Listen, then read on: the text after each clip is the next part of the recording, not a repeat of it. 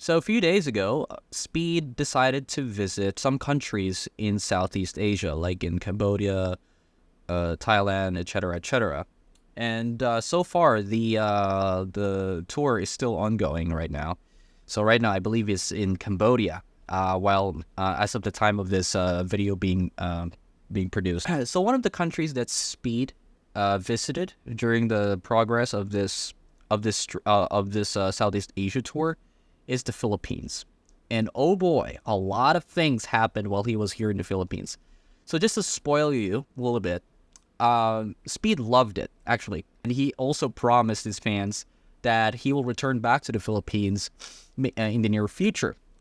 So that made you wonder, what are the things that Speed loved in this country that made him, that made him say that he wants to go back into this country in the future? Well, a lot of things have happened. Actually, the way I could describe Speed's visit in the Philippines is some sort of like a little bit of a mood swing, because at first, right, Speed's first day in this country was, at first it was positive, right? Because of course, there's a lot of unknowns. He doesn't know. He doesn't know what's gonna happen next or something like that on his first day in the country. So because he was, they were just going to visit random places in Manila, and maybe speak with the locals or have just walk around and maybe eat some of the local foods and do a bunch of shenanigans, just like what Speed would usually do in his previous streams when he was in Europe or something like that, right? Now, basically, Speed decided to visit, like for example, on his first day, he visited the slums. So there were a lot of kids. He was being surrounded by some fans while he was walking. He even played basketball, and of course, Speed is gonna enjoy that because he's not a kind of a basketball person, but he decided to play basketball with the locals. We all know he's a soccer guy, and yeah, let's just say that he lost. He lost that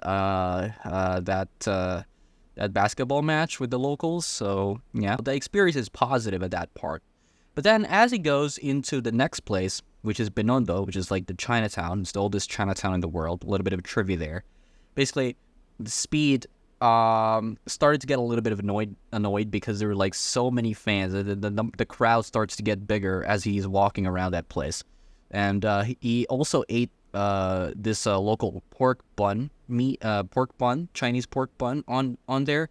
And some of the crowds were saying that it's meow meow, and meow meow is like it's a joke. Is related to it's pertaining to a joke that basically says that some pork buns are made from cat meat, which of course it isn't. Actually, it's just an urban legend here in our country. We always say, yeah, it's as a joke. Of course, it's that siopao, or the pork bun that we used to call it, is made out of cat meat. So they say meow meow, and Speed decided not to eat the rest, so that was a waste because I believe that siopao actually tasted good, so that was unfortunate.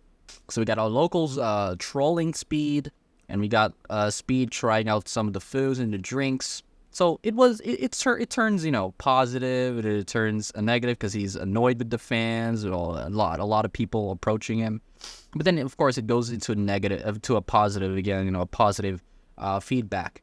But then it started going into, right before the stream ended, he went into this place called BGC, or Bonifacio Global City. Now, this is like a rich neighborhood in the country, or in Metro Manila, where we got this tall skyscrapers and everything, and fancy restaurants, and tall office buildings, and condominiums, where a lot of rich people live. So it's a central business district, and it's full of rich guys, rich gangs, right? Rich people. So this was like the last place Speed visited for that day on that stream. So he finally arrived in BGC after like 30 or something minutes. So Speed was basically just back riding a motorcycle for like 30 or so minutes in the stream, because we have this driver just like circled this part of Manila called Intramuros. So it's like full of this ancient Spanish era buildings and all that kind of stuff. So Speed basically so the driver of that motorcycle traversed or circled Intramuros for like, I don't know, 3 times or something, which lasted for like 20 or something minutes. And it started to annoy Speed again, because why the heck are we still in Intramuros when we're supposed to go to the place that's called BGC? Because a lot of people on the chat were spamming, go to BGC, and Speed was very and extremely curious.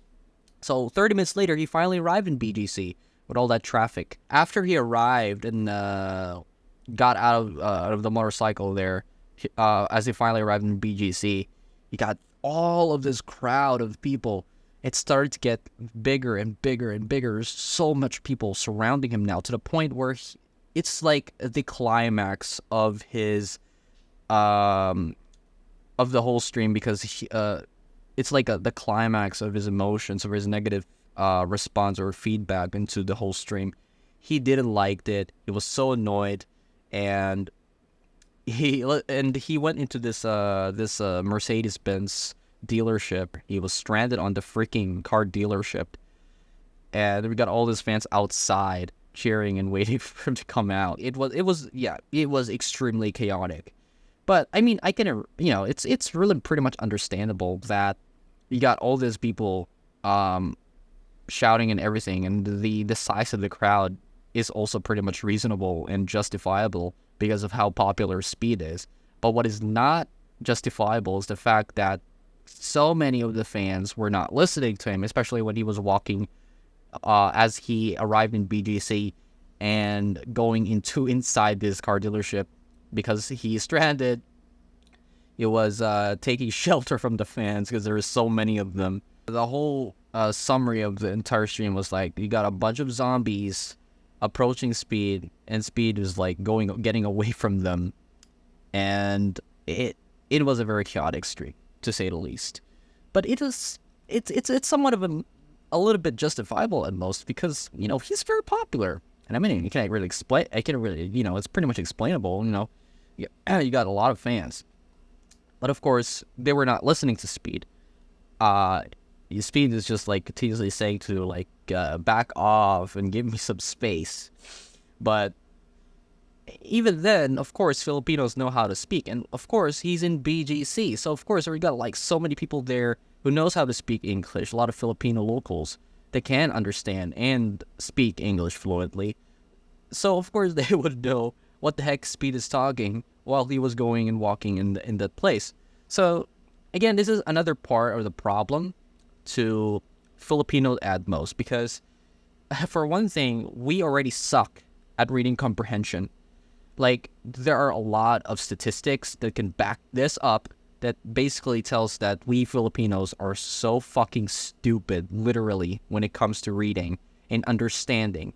And yeah, oh boy, when I say understanding, yeah, absolutely. We got a bunch of people who, even when you say the most coherent instruction possible, you'll just end up saying, what? Or huh? Or something like that. Or even you got a bunch of like text, even if the text is like one paragraph short, if it's a caption on social media or a news article or something like that. Just one paragraph short is already enough to make an average Filipino brain go, huh, question mark, a big question mark. Because even if it's like in English or in our local language, we just suck because our education system is so fucked. And this all this whole problem just divulges right into Speed Stream back in September 11th. Because of just how stupid Filipinos are. And I even admit to myself, to be honest, I'm not really proud of my own nationality, quote unquote Filipino, because of this whole kind of situation. And maybe it's a bit understandable that, yeah, sure, we got a lot of fans, so many fans, but sometimes people just can't understand instructions. And that was what Speed said on day 2, very clearly, when when he was already in what is known as General Santos City. So this is another city somewhere right south of the country. That was his second. That was like his stop for the second day to meet the very popular Manny Pacquiao, a very famous boxer and international boxer, and he resides in General Santos City. So he went there, and he met Manny Pacquiao and had so many, they had so much fun on Pacquiao's mansion, which, by the way, is just what the hell, that was literally my reaction when I saw Pacquiao's underground tunnel. Like, Jesus Christ, what kind of fucking tunnel is that?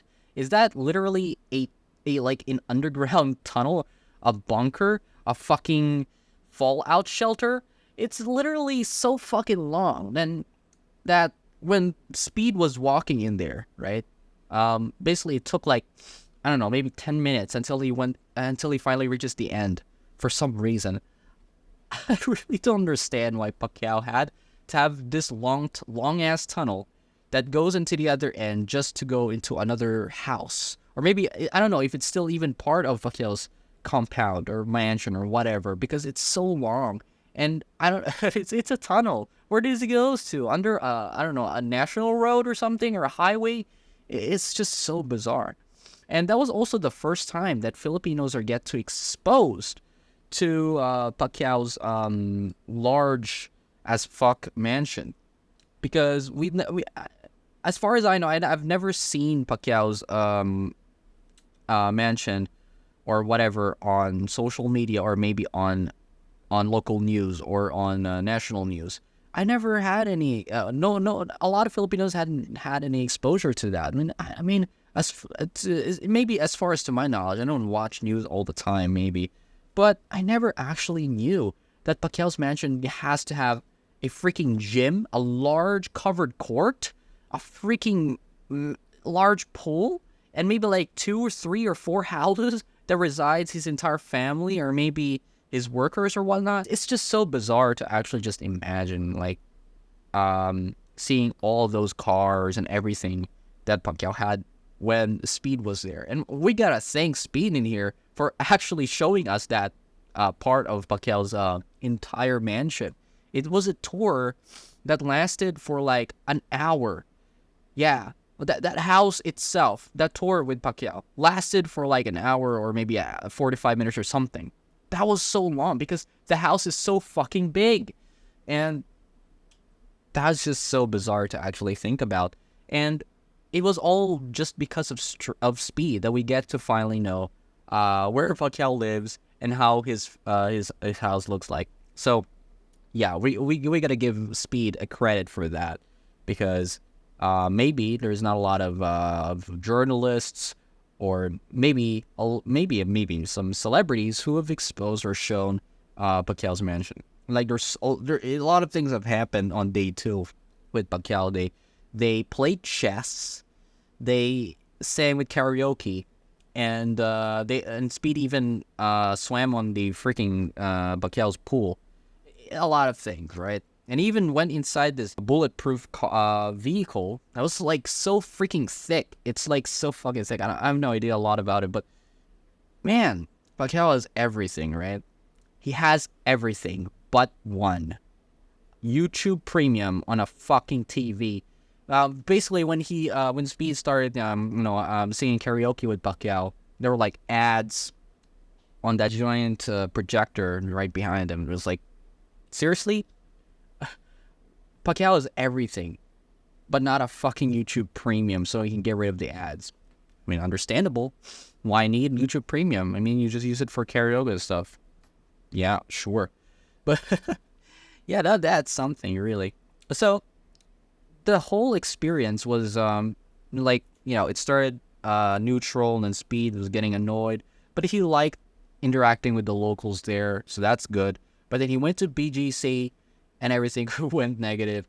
But then Speed realized while he was inside that dealership, stranded, when it was back there in BGC, that Speed has garnered how many thousand subs, I think? That's probably like 300,000 or something. That when Speed realized that, damn, Filipinos are really a good asset to foreigners. Why? Because every time a foreigner mentions the country, Philippines, Filipinos, or Filipino foods, or the language, etc., every time that those things are mentioned, you gotta get Filipinos storming you. You got a lot. You're gonna expect thousands of subscribers, millions of likes, millions of engagements. Well, what else? Anything, basically. You're gonna get a lot of reach because you just mentioned our country. And that is something that is considered a life hack for content creators. Trust me, all right? For the foreigners out there, trust me, if you mention Jollibee, if you mention Philippines, if you mention Pacquiao, if you mention anything related to our country, you're gonna love it. You're gonna earn millions. But trust you. You gotta trust me. Trust me. You're gonna get millions. That's the secret to being a content creator on YouTube or on the internet. Yeah. So yeah, Speed loved it. He also enjoyed the Jollibee, our local fast food chain that competes with McDonald's. So yeah, he loved it. It was amazing, and that's that. Speed loved the country. He's probably gonna go back here, and it's gonna get more and more subscribers, baby. Yeah, hell yeah, boy. And ever Philippines is mentioned, oh boy. Come on, take notes, foreign content creators out there. You gotta take notes. Anything that's Philippines, lovely. That lovely reach.